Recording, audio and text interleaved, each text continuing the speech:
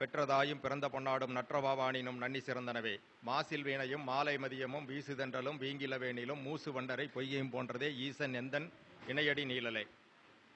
வானார்ந்த பொதியின் மிசை வளர்கின்ற மதியே மன்னியமு வேந்தர்கடம் மடி வளர்த்த மகளே தேனார்ந்த தீஞ்சுனைசால் திருமாலின் குன்றம் தென்குமரி யாயிளைஞர் செங்கோட்கொள் செல்வி காணார்ந்த கட்கண்டே நட்கணியே கண்ணே கனி அமுதே யக்கட்புளஞ்சேர் தேவி ஆனாத நுட்கடலை அழித்தலும் அமிழ்தே அம்மே நின் சீர்முழுதும் அறைதல் ஆர்கெளிதே. குரு வாழ்க, குருவே துணை. ஜோதிட சொந்தங்களுக்கு வணக்கம். அதாவது இந்த கருத்தரங்கத்திலே எனக்கு பேச கொடுத்திருக்கின்ற தலைப்பு என்னவென்றால், நீச்ச கிரகங்கள் எப்பொழுது நல்ல பலனை செய்யும். நீச்ச கிரகங்கள் எப்பொழுது நல்ல பலனை செய்யும். நீச்ச கிரகம் நன்மை செய்யுமா? செய்யும். எப்படி இருந்தால் செய்யும் அப்படிங்கிறத பற்றி நம்ம பார்க்கலாம். அப்படிங்கிறதுக்காக நம்ம இந்த கருத்தரங்கத்துக்கு நம்ம வந்திருக்கிறோம். இப்போ நீச்ச கிரகங்கள் அப்படின்னா எல்லாத்துக்குமே தெரியும். நம்ம இது பாலபாடம். இது நம்ம ஒன்றும் இதை பற்றி பெருசாக ஒன்றும் சொல்லிக் கொடுக்க வேண்டிய அவசியம் இல்லை. அதாவது சனி பகவான் மேசத்தில் நீச்சமடைவார், செவ்வாய் பகவான் கடகத்தில் நீச்சமடைவார், சுக்கிர பகவான் கன்னியில் நீச்சமடைவார், சூரிய பகவான் துலாத்திலையும், சந்திர பகவான் விருச்சிகத்திலையும், குரு பகவான் மகரத்திலையும், புதன் பகவான் மீனத்திலையும் நீச்சமடைவார். அப்படிங்கிற இந்த பாடம் எல்லாத்துக்குமே தெரிஞ்ச விஷயம்தான். இப்போ இந்த நீச்ச கிரகங்கள் அப்படின்னு சொன்னாலே எல்லாரும் என்ன சொல்கிறாங்க, இல்லைங்க உங்களுக்கு சுக்கிரன் நீச்சமாகி போச்சு அப்படின்னு சொல்கிறாங்க. உங்களுக்கு ஒன்றும் அப்படி ஒன்றும் மன வாழ்க்கை ஒன்றும் சிறப்பாக வராது அப்படின்னு மாதிரி சொல்கிறாங்க. நீங்கள் பார்த்தீங்கன்னா அப்படி ஒன்றும் இப்போ ஆள் ரொம்ப லுக்காக இருக்க மாட்டீங்க, ரொம்ப கவர்ச்சியாக பேச மாட்டீங்க, நீட்டாக ட்ரெஸ் பண்ண மாட்டீங்க, இப்படியெல்லாம் சொல்கிறத நம்ம கேள்விப்பட்டிருக்கோம். மேக்ஸிமம் அப்படி சொல்கிறாங்க, நம்ம பார்த்துருக்குறோம். ஆனால் நம்ம யாரையும் நம்ம குறை சொல்கிறது நம்மளுடைய நோக்கம் இல்லை. அந்த மாதிரி நம்ம பார்க்குறோம். அது உண்மையான இதுவும் கூட. யாரும் மறுக்கிறதுக்கு இல்லை. ஆமாங்க அப்படித்தாங்க அப்படின்னு சொல்கிறாங்க இருக்காங்க. அதே மாதிரி புதன் நீச்சமாக இருக்கிறவங்கள பார்த்துக்கும் போனால் நம்ம என்ன சொல்கிறோம், கொஞ்சம் அவ்வளோ ஒன்றும் பெரிய சுறுசுறுப்பான மனிதர் இல்லை, பெரிய அறிவு சார்ந்த ஒரு திங்கிங் இருக்காது அப்படிங்கிற மாதிரி. ரெண்டாவது இவரோட நரம்பு சம்மந்தப்பட்ட இது மாதிரி எல்லாம் பிரச்சனைகள் எல்லாம் இருக்கக்கூடிய நபராக இருப்பாங்க. கொஞ்சம் வயதே ஆனாலும் கூட வயது கம்மியாக இருக்கிற மாதிரி தோற்றம் தெரியுவாங்க அப்படின்னு எல்லாம் சொல்கிறோம். அடுத்து சனி பகவான் எடுத்துட்டிங்க அப்படின்னா, சனி பகவான் அப்படின்னா இவர் ரொம்ப நீட்டாக இருக்க மாட்டார், நீட் அண்ட் க்ளீனாக இருக்க மாட்டார். ரெண்டாவது கொஞ்சம் லேசியாக இருப்பார். அப்புறம் இளமையாக இருந்தாலும் கூட வயதான தோற்றம் தெரிவார். இப்படியெல்லாம் நம்ம காரகத்துவங்களை வச்சு ஒவ்வொருத்தரையும் நம்ம சொல்கிறோம். இந்த மாதிரி சொல்லிட்டு வரும்போது செவ்வாய் நீச்சமாக இருக்கிறவங்க இவர் அவ்வளோ ஒன்றும் போல்ட்டாக இருக்க மாட்டார், தைரியமாக பேச மாட்டார், ஒரு துணிச்சலான மனிதர் இல்லை. இப்படியெல்லாம் நம்மளுடைய ஜோதிடத்தில் இருக்குது. எல்லோரும் இது சொல்கிறாங்க. நம்மகிட்ட வர்ற வாடிக்கையாளர் நம்மளுக்கு சொல்லித்தராங்க. எனக்கு செவ்வாய் நீச்சமாகி போச்சுங்க என்னங்க அப்படிங்கிறாங்க. இப்படி தான் இருக்குது. ஆனால் இதெல்லாம் உண்மையா, இப்படி தான் நடக்குமா அப்படின்னு கேட்டிங்கன்னா இல்லைங்க, அப்படியெல்லாம் இல்லை. அதெல்லாம் மாற்றத்துக்குரியது. மொத்தமாக இந்த பஞ்சாதி கிரகங்கள் அப்படின்னு சொல்லக்கூடிய இந்த 7 கிரகங்கள், நம்ம நவக்கிரகங்களில் வக்கர கிரகங்களான ராகு கேது சாயா கிரகங்களை விட்டுறணும். அதை விட்டு போட்டு மீதி இருக்கக்கூடிய 7 கிரகங்கள் உங்களுக்கு நீச்சமடையுது அப்படிங்கிறது நமக்கு எல்லாத்துக்குமே தெரிஞ்ச விஷயம். அப்போ இந்த 7 கிரகங்கள் நீச்சம் ஆகுமா, அது என்ன பலனை செய்யுமா செய்யாதா அப்படிங்கிறத நம்ம கொஞ்சம் சுருக்கமாக பார்த்துடலாம். ஏன்னா ரொம்ப லாங்காக போனானே இது பேசிகிட்டே இருக்கலாம். அதனால் 7 கிரகங்கள் நீச்சம் பெறுகின்றன. சரராசியில் உள்ள கிரகங்கள், சரக்கிரகங்கள் அப்படின்னு எடுத்துக்கிட்டிங்கன்னா 4 கிரகங்கள் நீச்சம் பெறும். சரக்கிரகங்கள் 4 கிரகங்கள் சரராசியில் நீச்சம் பெறும். அடுத்து பார்த்து சிரத்தில் ஒரே ஒரு கிரகம் மட்டும்தான் சிரத்தில் நீச்சம் பெறும். 2 கிரகங்கள் உபயத்தில் நீச்சம் பெறும். இப்படி தான் நீச்சம் பெறக்கூடிய கிரகங்கள் இருக்கும். இப்போ சரத்தில் நீச்சம் பெறக்கூடியவங்க யார்? சனி, செவ்வாய், சூரியன், குரு. இவங்க யார்? 4 பேர் சரத்தில் நீச்சம் பெறாங்க. அது சிரத்தில் நீச்சம் பெறக்கூடிய ஒரே ஒரு கிரகம் தாய் கிரகமான சந்திரன் மட்டுமே, மனோகரகனான சந்திரன் மட்டுமே. அடுத்து பார்த்தீங்க அப்படின்னா அந்த உபயத்தில் நீச்சம் பெறக்கூடியவங்க பார்த்தீங்கன்னா 2 பேர் புதனும் சுக்கிரனும். இவங்க 2 பேருமே வித்தைக்குறைவங்கள். அப்புறம் 2 பேரும் எல்லா டாக்டிக்ஸ் எல்லா வேலைக்கும் இவங்க தான் வேணும். இவங்க தான் எல்லா டக்காலிட்டி பண்ணுற வேலையெல்லாம் பண்ணுறவங்க யார்? இந்த புதன். அதே மாதிரி இந்த சுக்கிரன். இவங்க 2 பேரும் எங்கள் உபயத்தில் நீச்சம் அடைகிறாங்க. இப்போ நம்ம பார்க்கலாம் சரத்தில் நீச்சமடைய கிரகங்களுடைய தன்மைகள் என்ன அப்படின்னு சொல்லி பார்ப்போம். இப்போ சரராசியில் நீச்சமடையக்கூடிய கிரகங்கள் சூரியன், செவ்வாய், குரு, சனி ஏன்னா 4 கிரகங்கள் நீச்சம் பெறுறாங்க. சரத்தில் 4 கிரகம் நீச்சம் பெறும். இந்த 4 கிரகங்கள் ராஜ கிரகங்கள் பேர். இந்த 4 கிரகங்கள் தான் ராஜ கிரகங்கள். இந்த 4 கிரகங்கள் ராஜ கிரகங்கள் ஒரு ஜாதகத்தில் கேந்திரங்கள் அமைஞ்சிருச்சு அப்படின்னாலே அந்த ஜாதகம் குட், சூப்பர் ஜாதகம்னு அர்த்தம். ஏன்னா இதுக்கு பேர் என்ன சொல்லியிருக்கோம், நம்ம 4 பில்லர்னு சொல்லியிருக்கோம். 4 பில்லர் அப்படின்னா 4 தூண். ஒரு கட்டடத்தை வெகுவாக எப்படிப்பட்ட இதை தாங்கி நிற்கிறது. செவரே 4 பக்கம் இல்லைனாலும் கூட இந்த 4 பில்லர் பலமாக இருந்ததுன்னா அந்த கட்டடத்தை இது தாங்கி நிற்கும். அந்த அளவுக்கு வலிமை வாய்ந்த கிரகங்கள். ஆனால் இந்த கிரகங்கள் நீச்சம் பெறும்போது என்ன நடக்குங்கிறத நமக்கு இன்னைக்கு இருக்கிற பிரச்சனையாக நம்ம வச்சுருக்கிறோம். அப்போ இந்த 4 கிரகங்கள் பண்ணும். இந்த சூரியன் அப்படின்னு எடுத்துக்கிட்டீங்கன்னா காலபுருஷனுக்கு 5ஆம் அதிபதி. அவர் வந்து என்ன பண்றாரு, தன் வீட்டுக்கு 3ல போய் நீச்சம் அடைவார். தன் வீட்டுக்கு அவர் போய் 3ல நீச்சம் அடைவார். அடுத்து பார்த்தீங்க அப்படின்னா இந்த சனி பகவான் தன்னோட மூலத்திரியோன வீட்டுக்கு அவர் போய் 3ல நீச்சம் அடைவார். அடுத்து செவ்வாய் பகவான் அப்படின்னா தன் வீட்டுக்கு அவர் 4ல போய் நீச்சம் அடைகிறார். குரு பகவான் அப்படின்னா தன் வீட்டுக்கு 2ஆம் வீட்லயே நீச்சம் அடைவார். பக்கத்து வீட்லயே அவர் நீச்சம் அடைவார். இந்த நிலை இருக்கு. சந்திரன் அப்படின்னு எடுத்துட்டீங்கன்னா அவர் வந்து தன் வீட்டுக்கு 5ல பாகிஸ்தானுக்கு தன் வீட்டுக்கு பாகிஸ்தானத்தில் போய் நீச்சம் அடைகிறார் சந்திரன். புதன் அப்படின்னு எடுத்துட்டீங்கன்னா தன் வீட்டுக்கு நேர் எதிர் வீட்டில் ஆப்போசிட் வீட்டில் போய் அவர் நீச்சம் அடைகிறார். இந்த மாதிரி தன்மைகளை வந்து இந்த கிரகங்கள் பெற்றிருக்கு. அப்போ இன்னொரு கோணத்தில் நம்ம பார்க்கும்போது சுக்கிரன் வீட்டில் வந்து சூரியன் வந்து நீச்சம் அடைகிறார். செவ்வாய் வீட்டில் சனி நீச்சம் அடைகிறார். சனியினுடைய வீட்டில் வந்து குரு நீச்சம் அடைகிறார். அப்புறம் சந்திரனுடைய வீட்டில் சந்திரன் போய் செவ்வாய் வீட்டில் நீச்சம் அடைகிறார். இந்த சந்திரன் போய் செவ்வாய் வீட்டில் நீச்சம் அடைகிறது மட்டும் தான் கொஞ்சம் கான்ட்ரவர்சியாக இருக்கும். நீங்கள் மற்றதெல்லாம் ஒப்பிட்டு பாருங்க, இந்த சந்திரன் மட்டும் கொஞ்சம் கான்ட்ரவர்சியாக போவார்.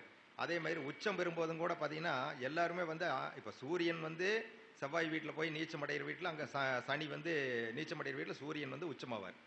சனி உச்சம் பெற வீட்டில் சூரியன் வந்து உங்களுக்கு நீச்சமாவார். இப்படி ஆப்போசிட் வரும். ஆனால் இந்த சந்திரன் மட்டும் நேராக வந்து ஆப்போசிட்டாக இருப்பார். இவர் எதுக்குமே ஒத்து வராத கேஸ் மாதிரி அவரோட வீட்டிலிருந்து 5ஆவது வீட்டில் நீச்சமாகிறாரு. தன்னோட வீட்டிலிருந்து பின்னாடி போய் 11ஆம் வீட்டில் போய் அவர் உச்சமாகிறார். அப்போ இவர் சந்திரன் அப்படிங்கிற மனோக்காரகன், சந்திரன் அப்படிங்கிற தாய்க்காரகன், சந்திரன் அப்படிங்கிறவர் வந்து நமக்கு எல்லா விதத்துலையும் வந்து ஒரு சந்திரன் ஒருத்தர் கெட்டு போச்சுனால மதின்னு இப்போ சொல்லியிருக்காங்க. அதுக்கு தான் மதி கெட்டு போச்சுன்னா ஒருத்தனுடைய இது எப்படி இருக்கு, மதி கெட்ட வேண்டாம் இவன் ஒன்றுக்கு வேலைக்கு ஆக மாட்டான்னு சொல்லிடுவாங்க. அப்போ மதிக்கு வந்து அவ்வளோ ஒரு சக்தி வாய்ந்த ஒரு பவர்ஃபுல் பிளானட் அப்படின்னா சந்திரன். அப்போ சந்திரன் மட்டும் அந்த இது வந்து கொடுத்துருக்காங்க, நம்ம முன்னோர்கள் கொடுத்து வச்சிருக்காங்க. அடுத்தது சிரத்தில் பார்த்தீங்க அப்படின்னா சிரத்தில் உச்சம் பெறக்கூடியது சந்திரன். அதை தான் நம்ம இது வரைக்கும் சொன்னோம். அப்போ வந்து சிரத்தில் உச்சம் பெறார். அடுத்து உபயத்தில் உச்சம் பெறக்கூடிய கிரகங்கள் அப்படின்னு எடுத்துட்டீங்கன்னா உபயத்தில் வந்து உங்கள் புதனும் சுக்கிரன் பாருங்க தன் வீட்டுக்கு 12ல தன்னோட மூலத்திரியோன வீட்டுக்கு 12ஆம் வீட்டில் நீச்சம் அடைகிறார்.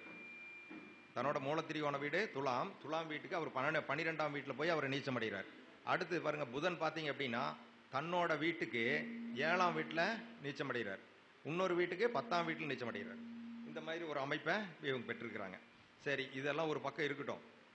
இருந்தாலும் இந்த நீச்ச கிரகங்கள் எப்படி பலனை செய்யும், நட்பலனை எப்படி செய்யும் அப்படிங்கிறத நம்ம இப்போ சொல்ல போகிறோம். அதுக்கு தான் நம்ம பேச வந்திருக்கிறோம். ஏன்னா நீச்சத்தை பற்றி எல்லாம் வந்து நெகட்டிவாக சொல்கிறது நமக்கு இப்போ வேண்டாம். நம்ம என்ன சொல்கிறோம், பாசிட்டிவாக என்ன பண்ணுங்கன்னு பார்க்க போகிறோம். இதில் இருக்கிற ப்ளஸ்ஸை பூராத்தையும் நம்ம வந்து ஜலடை ஓட்டி சலித்து எடுத்து பார்க்க போகிறோம். நம்ம இப்போ பார்க்கலாம், லைனாக பார்த்துட்டு வரலாம். இப்போ நீச்ச கிரகம்னா ஒன்று மேசம் அப்படின்னு பார்த்தீங்கன்னா மேசத்தில் இருக்கிற இது நீச்ச கிரகம் அப்படின்னா அதாவது எப்படின்னா மேசத்தில் நீச்சம் அடைகிறவர் சனி இல்லைங்களா, மேசத்தில் நீச்சம் அடைகிறவர் சனி.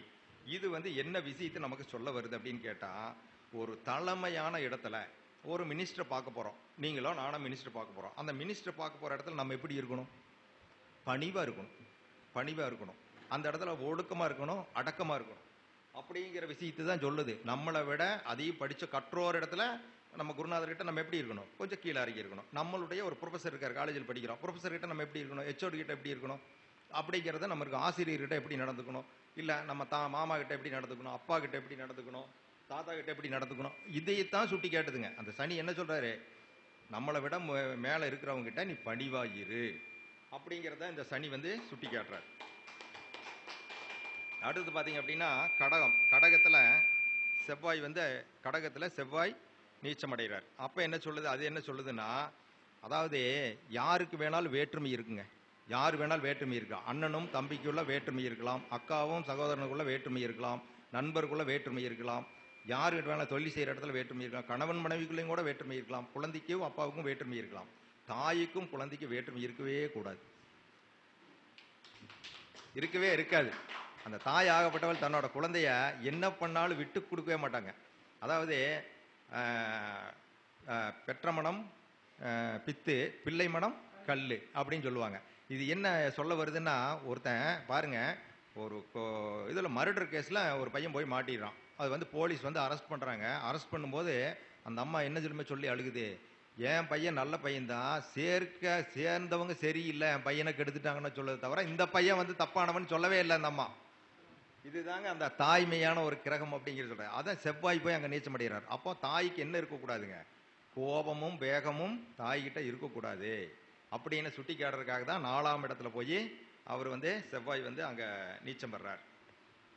அடுத்து பார்த்தீங்கன்னா அடுத்து துலாத்தில் பார்ப்போம். துலாத்தில் பார்க்கும்போது துலாத்தில் வந்து நீச்சம் அடைகிறவங்க யாரு? சூரியன் நீச்சம் அடைகிறார். அப்போ துலாத்தில் வந்து சூரியன் ஏன் அங்கே நீச்சம் அடைகிறார் அப்படின்னு கேட்டிங்கன்னா, அதாவது நம்மளுடைய அதிகாரம், நம்மளுடைய படிப்பு, நம்மளுடைய அந்தஸ்து, நம்மளுடைய வசதி, நம்மளுடைய பதவி, நாட்டுக்கே ராஜாவானாலும் வீட்டில் என்ன பண்ணணும், அப்படிதான் இருக்கணும் அப்படிங்கிறது தான் விதி. அதுபடி பார்க்கும்போது பார்த்தீங்கன்னா, நீங்கள் என்ன வேணாலும் வெளியே இருங்க, நீங்கள் மினிஸ்டராக இருங்க, நீங்கள் கலெக்டராக இருங்க, நீங்கள் யாராக வேணாலும் இருந்துட்டு போங்க. ஆனால் வந்து நீங்கள் ஒரு 2000 பேர் 3000 பேருக்கு வச்சுக்கூடிய ஒரு ஸ்பின்னிங் மில்லுடைய முதலாளியாக இருங்க, பெரிய பெரிய கம்பெனியுடைய நிர்வாகியாக இருங்க, சிஇஓவாக இருங்க, கூகுள் பிச்சு மாதிரி கூட இருந்துட்டு போங்க, அதுக்கெல்லாம் ஒன்றும் பிரச்சனை இல்லை. ஆனால் நீங்கள் வீட்டில் அந்த 7ஆம் பாவத்துக்கிட்ட போனீங்கன்னு என்ன பண்ணணும்? சுருட்டி கட்டிட்டு கம்முன்னு உட்காந்துக்கணும், நம்மளோட இதையா விட்டுறணும். அந்த இடத்துல போய் என்ன பண்ணக்கூடாது? Rules and regulation and laws எல்லாம் அங்கே பேச முடியாது. அங்கே போயாச்சுன்னு என்ன பேசணும்? பணிவாக பேசணும், அடக்கி பேசணும். அப்படிங்கிறத சொல்கிறதுக்காக தான் அங்கே சூரியனை வந்து 7ஆம் பாவத்தில் நீச்சப்படுத்தியிருக்கிறாங்க.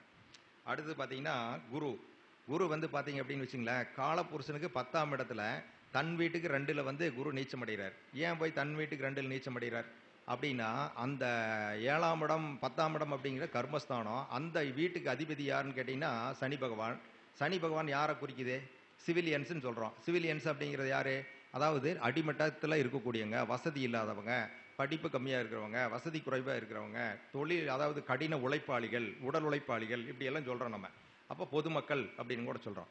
அப்போ என்ன பண்ணணும்னா, நம்மக்கிட்ட இருக்கக்கூடிய ஒரு வித்தையோ, நம்மக்கிட்ட இருக்கக்கூடிய ஒரு செல்வ செழிப்பையோ, நம்மக்கிட்ட இருக்கக்கூடிய ஒரு வளத்தையோ அவங்கக்கிட்ட போய் நம்ம காட்டக்கூடாது. என்கிட்ட பணம் கோடி கோடியே இருக்குன்னு சொல்லிட்டு ஒரு இல்லாத ஒரு ஏழை முன்னாடி வச்சுட்டு நம்ம வந்து எண்ணிக்கிட்டே இருந்தாலும் அவனுக்கு எப்படி இருக்கும்? இதெல்லாம் செய்யக்கூடாது. அவங்க மனதை புண்படுத்த மாதிரி இருக்கும். 2வது வந்து அவங்களுக்கு ஒரு ஏக்கத்தை கொடுக்கும். அப்படிங்கிறத சுட்டி காட்டுறதுக்காக தான் தன் வீட்டுக்கு அவர் 2ஆம் வீட்டில் வந்து குரு வந்து நீச்சம் பெறுகிறார், அந்த இடத்த கொடுத்துருக்காங்க அப்படிங்கிறத நம்ம அந்த இது சொல்லலாம். இப்போ வந்து இந்த ராஜக்கிரகங்கள் 4க்கும் நம்ம சொல்லியாச்சு. அடுத்து பார்த்தீங்கன்னா நம்ம வந்து இப்போ சரராசிக்கு சொன்னோம், சரராசியில் நம்ம 4க்கும் சொல்லிட்டோம். அடுத்து சிரராசியில் வந்து நீச்சம் பெறக்கூடிய கிரகம் அப்படின்னு சொல்லி அதான் சொன்னோம், நம்ம சந்திரனை சொன்னோம். அப்போ அவர் போய் எங்கே போய் நீச்சம் அடைகிறாரு பாருங்க. அந்த விருச்சிகம் அப்படிங்கிறது பார்த்தீங்கன்னா சலனமற்ற நீர். அதாவது ஆற்று தண்ணி ஓடிட்டே இருக்கும், கடல் தண்ணி அலபாஞ்சிக்கிட்டே இருக்கும். ஆனால் ஒரு கிணத்துலையோ குளத்துலையோ இருக்கிற தண்ணி எப்படி இருக்குங்க? சலனம் இல்லாமல் அமைதியாக இருக்கும். ஆனால் அது மேலே இருந்து பார்த்தீங்கன்னு வச்சுங்களேன், ஒரு இது வந்து ஒரு செடி இருக்கும் அல்லது ஒரு பாசம் படிஞ்சிருக்கும், எல்லாம் படிஞ்சிருக்கும். மேலேருந்து பார்த்தா அதை பார்த்தா நமக்கு வந்து ஒரு மனசில் என்னடா இது பாசம் பிடிச்சி அசிங்கமாக இருக்குது அப்படிங்கிற மாதிரி தெரியும். ஆனால் அழகாக ஒரு இப்படி கையில் அப்படி தள்ளி விட்டீங்கன்னு வச்சுங்களேன், உள்ளே இருக்கிற நீர் எப்படி இருக்குங்க? அதாவது வந்து இந்த உலகத்திலேயே மிக சிறந்த நீர் அப்படின்னு சொல்லக்கூடியது தேங்காயில் இருக்கக்கூடிய நீர் அல்லது இளநீர் இருக்கக்கூடிய நீர், புனிதமான நீர், அதான் மிருகசீரிஷம் சொல்லியிருப்போம்.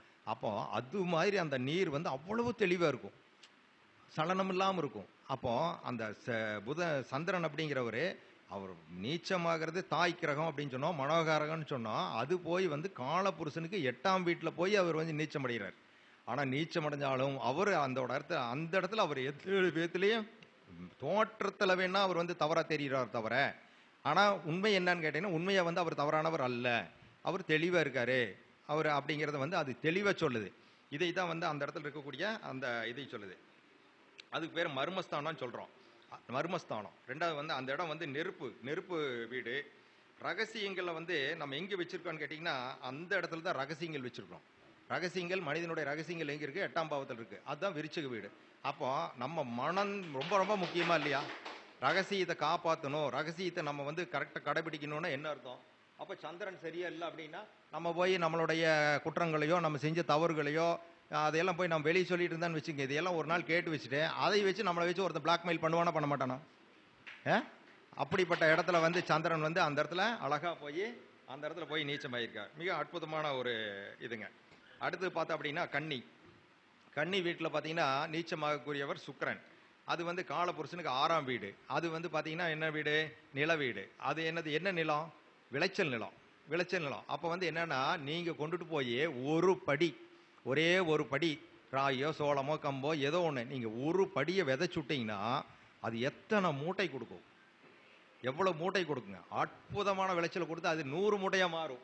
ஒரு படியில் உங்களுக்கு பார்த்தீங்கன்னா மூட்டை கணக்கில் வந்து உங்களுக்கு கொடுக்கக்கூடிய தானியங்கள் கொடுக்கும். அப்போ அந்த இது நீச்ச கிரகம் வந்து அதனால தான் வந்து சுக்கிரனை கொண்டுட்டு போய் அங்கே வச்சிருக்கிறான். சுக்கிரனை நீச்சப்படுத்தி அந்த இடத்துல தான் விளைநிலம் வீட்டில் வச்சிருக்காங்க. அப்போ என்ன சொல்லுதுன்னா, நம்மளுடைய அபிலாசைகள், நம்மளுடைய எண்ணங்கள், இது எல்லாமே எப்படி இருக்கணுங்க? எதுவுமே இப்போ நம்ம ட்ரெஸ் போடுறோன்னா, ட்ரெஸ் போடுறதுக்கும் கூட ஒரு அளவுக்காக ட்ரெஸ் போட்டால் நல்லா இருக்கும்.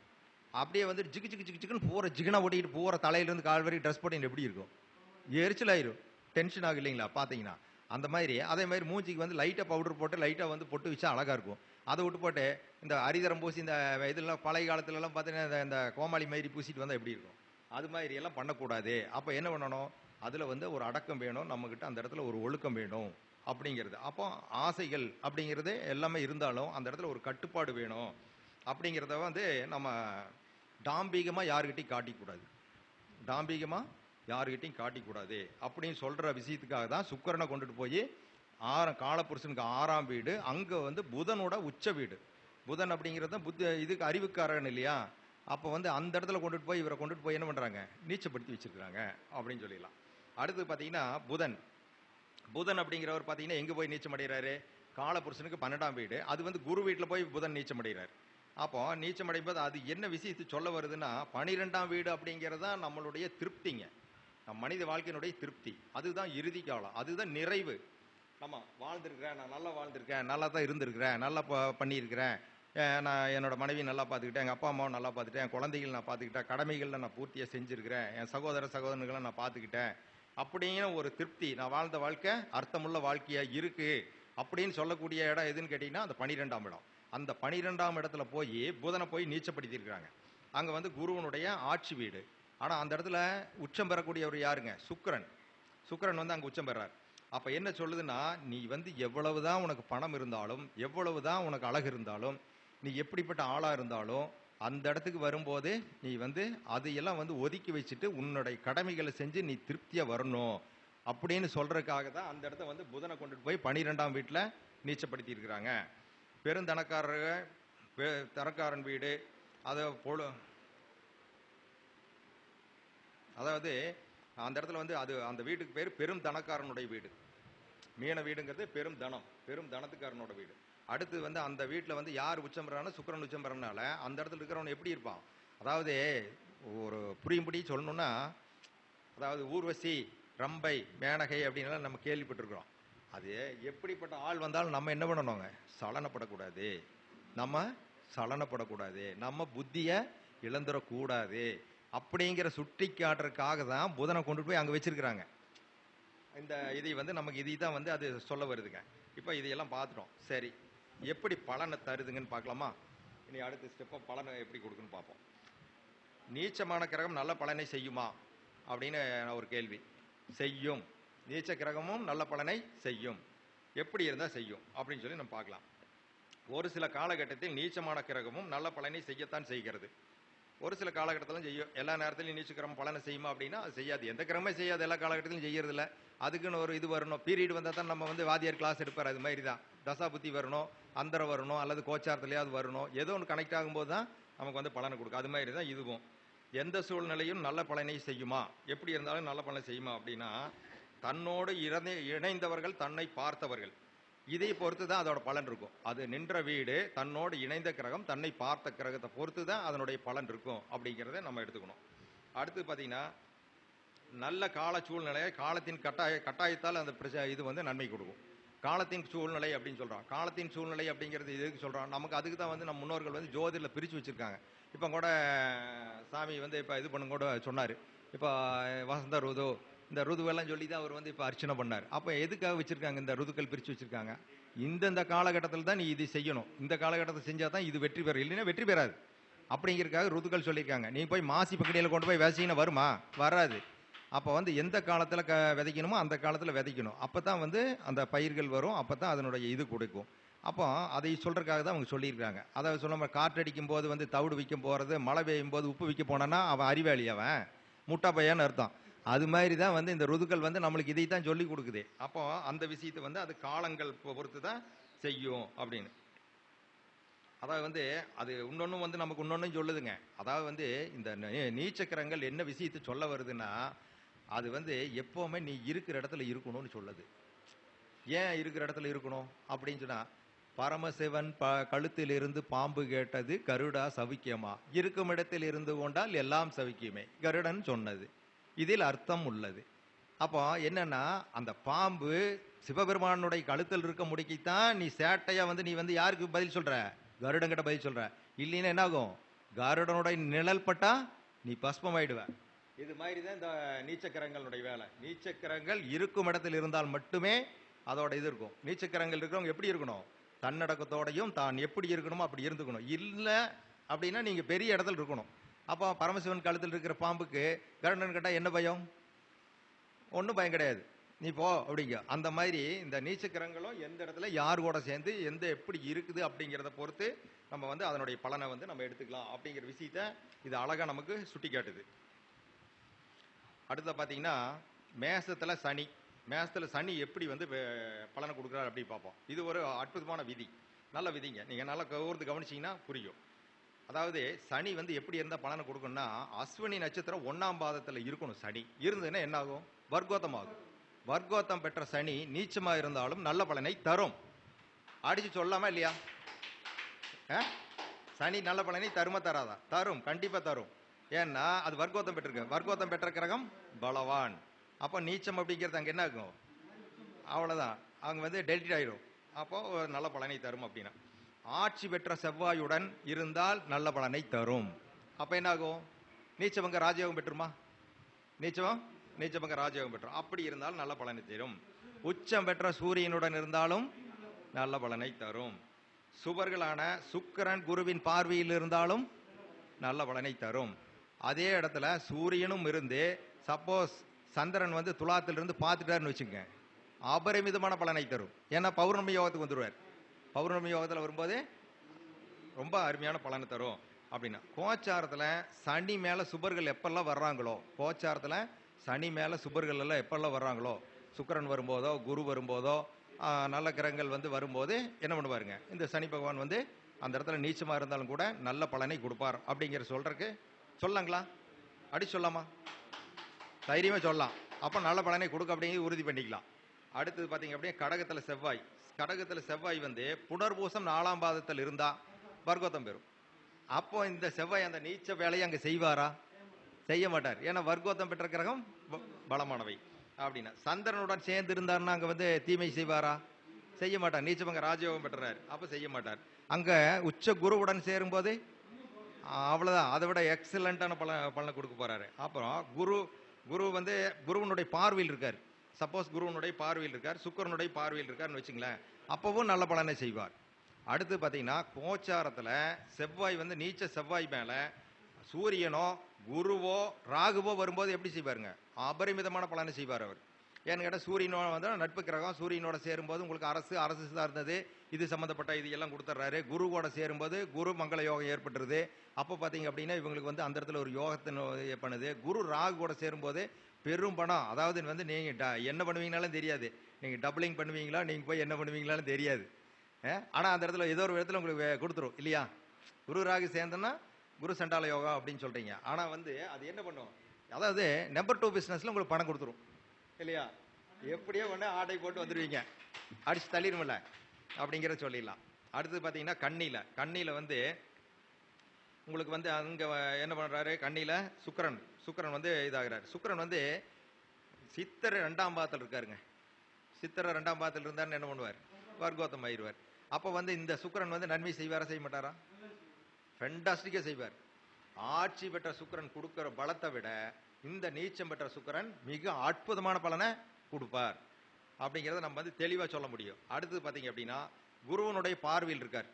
குருவனுடைய பார்வையில் இருந்தார் அப்படின்னா அவர் பண்ணுவார். ஆனால் இதில் ஒரு சின்ன ட்விஸ்ட் இருக்குது. இந்த இடத்துல மட்டும் சுக்கிரன் குருவனுடைய பார்வையில் இருந்துட்டான்னு வச்சுங்களேன், திருமண வாழ்க்கையில் பாதிக்கும். திருமண வாழ்க்கைக்கு மட்டும் ஆகாது, மற்ற விஷயத்து எல்லாத்துக்குமே ஓகே அப்படின்னு சொல்லிடலாம். ஆனால் திருமண வாழ்க்கையில் சிக்கலை பண்ணணும் அப்படிங்கிறத நம்ம உறுதியாக சொல்லிடலாமா? குரு சுக்கிரன் நேராக பார்த்துக்கூடாது, சமசப்தம் பார்த்துது அப்படின்னு வச்சுங்களேன், திருமண வாழ்க்கையில் சிரமம் தான். இதில் யாரோ ஒருத்தர் வக்கரமாயிட்டாருன்னு ஓகே, நம்ம தப்பிச்சுக்கலாம். அந்த இது இருக்குது, நமக்கு எல்லாத்துக்கும் தெரிஞ்ச விஷயம் தான் அது. அந்த மீட்டர் இருக்கக்கூடாது. அடுத்தது பார்த்தீங்கன்னா கோச்சாரத்தில் இந்த சுக்கிரன் மேலே குருவோ ராகுவோ வரும்போது மட்டும் அபரிமிதம் வேலை செய்வார்.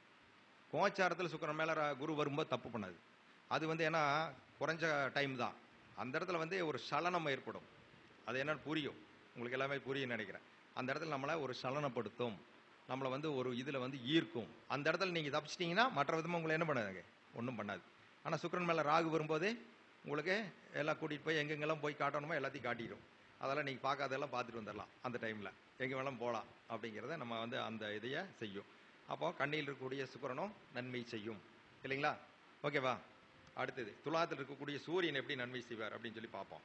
இப்போ சூரியன் வந்து என்ன பண்ணுவார், சித்திரை 3ஆம் பாதத்தில் இருக்காருங்க. துலாத்தில் சித்திரை 3ஆம் பாதத்தில் இருக்கார். அப்போ வர்க்கோத்தம் ஆயிடுவாரா?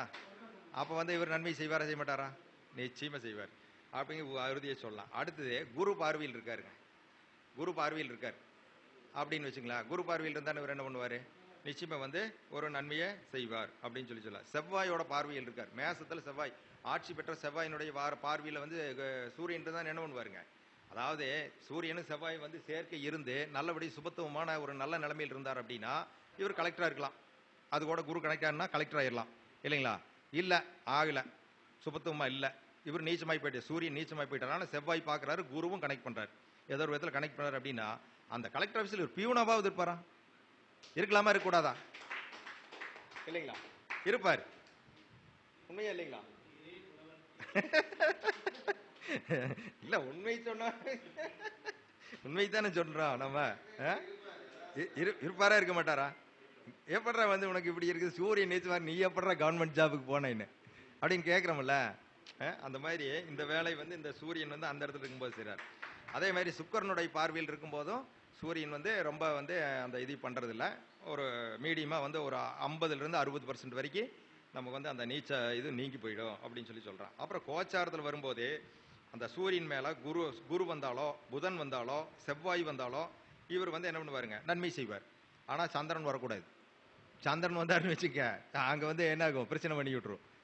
சூரியன் மேலே சந்திரன் மட்டும் வரக்கூடாது. கோச்சாரத்தில் வரும்போது அந்த இடத்துல நம்மளை வந்து ஒரு சின்ன ஏதோ ஒரு விதத்தில் மன தைரியத்தை குறைச்சி விட்ரும்.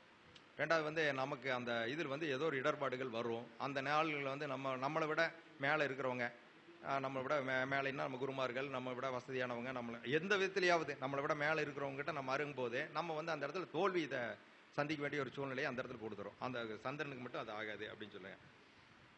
அதுக்கடுத்து பார்த்தீங்கன்னா துலாம் முடிஞ்சுது. துலாம் முடிஞ்சதுக்கு அடுத்து பார்த்தீங்க அப்படின்னா விருச்சிகத்தில் சந்திரன். இப்போ அந்த சந்திரன் அப்படிங்கிறத இதில் இருக்கிறது ஹைலைட்டை. அப்போ இவர் சந்திரன் வந்து செவ்வாயோட சேர்ந்துருக்காராங்க. செவ்வாய் அங்கே இருக்காருன்னு வச்சுங்களா. அப்போ சந்திரன் அங்கே நீச்சமாக இருக்கார் அப்படின்னா என்ன பண்ணுவார், நீச்சமங்க ராஜயோகத்துக்கு வந்துடுறாருங்களா. அப்போ வந்து நன்மை செய்கிறார். அடுத்தது செவ்வாயினுடைய பார்வையில் இருக்கார்.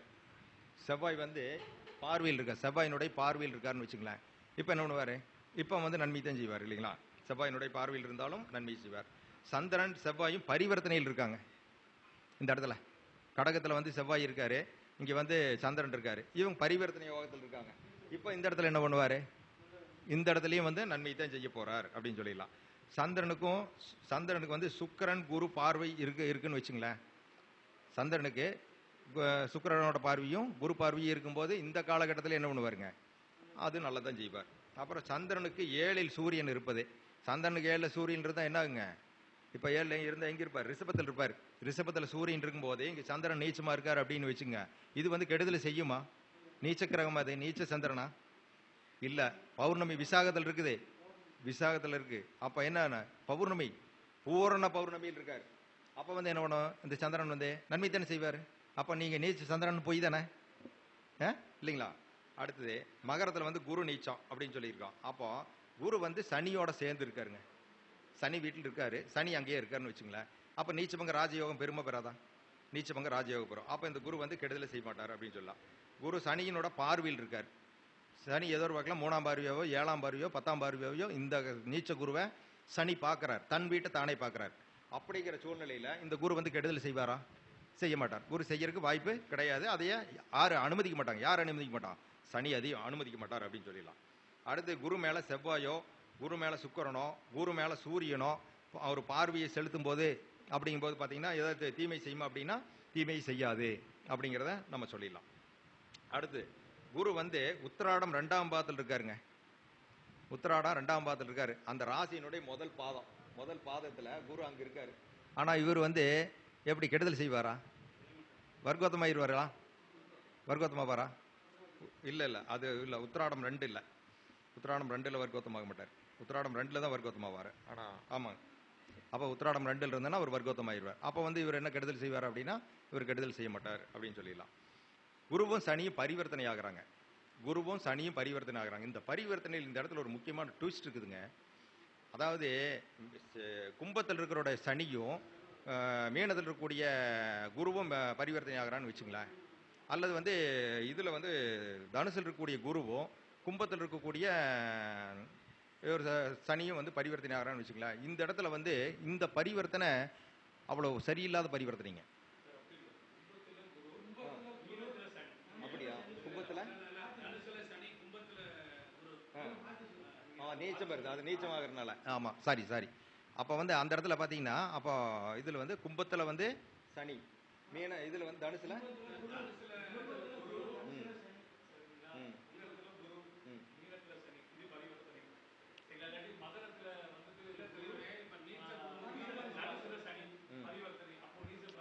அப்போ அந்த இடத்துல பார்த்தீங்கன்னா அந்த நீச்ச பங்கம் அப்படிங்கிறது வந்து அந்த இடத்துல ஏற்படும். பரிவர்த்தனையில் நீச்ச பங்கம் ஏற்படும்.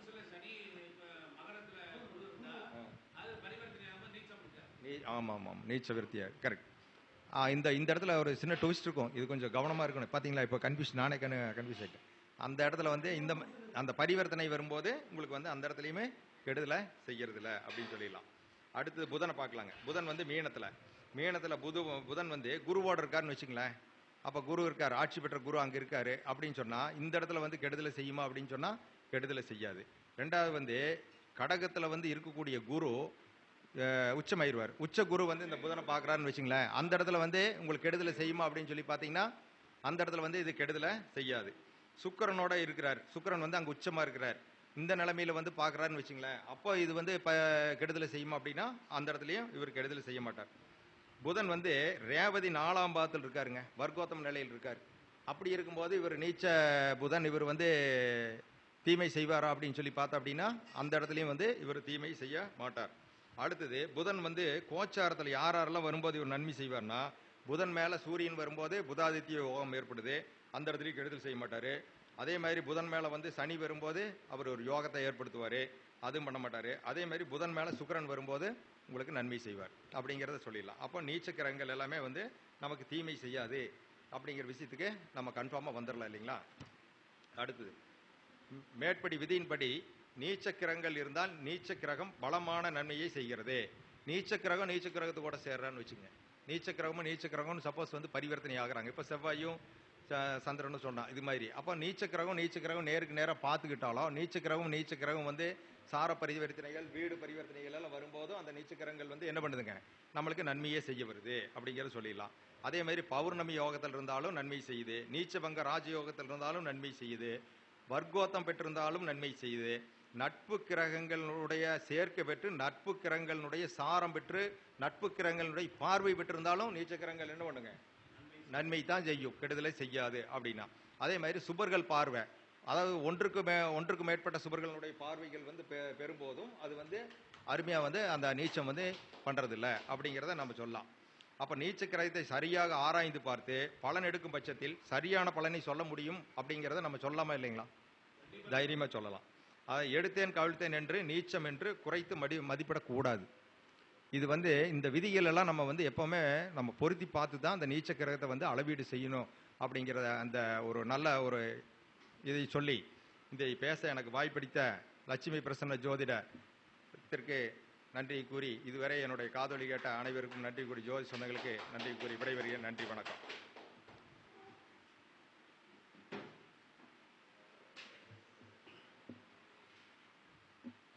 நமக்கு முன்னால் பேசிய கன்னியப்பன் ஐயா அவர்கள் நீச்ச கிரகங்களை பற்றியும் விதிகளை பற்றியும் விதி விலக்குகளை பற்றியும் ரொம்ப அற்புதமான முறையில் நமக்கு எடுத்து சொன்னாங்க. அதாவது வளர்கின்ற ஜோதிடர்கள், ஜோதிட பலன் சொல்லி கொண்டிருப்பவர்களுக்கு கூட இந்த ஆய்வு அறிக்கை, அவர் ஒரு சிறந்த முதிர்ச்சி பெற்ற ஒரு ஆராய்ச்சியாளர், அவரை நாம் நம்முடைய லக்ஷ்மி பிரசன்ன ஜோதிடத்தின் சார்பாக அவருக்கு ஒரு நல்ல கைதட்டலை கொடுப்போம்.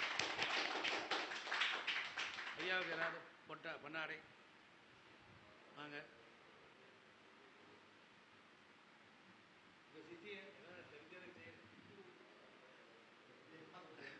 அண்ணன் ரவி ஜெயக்குமார் வாழ்க.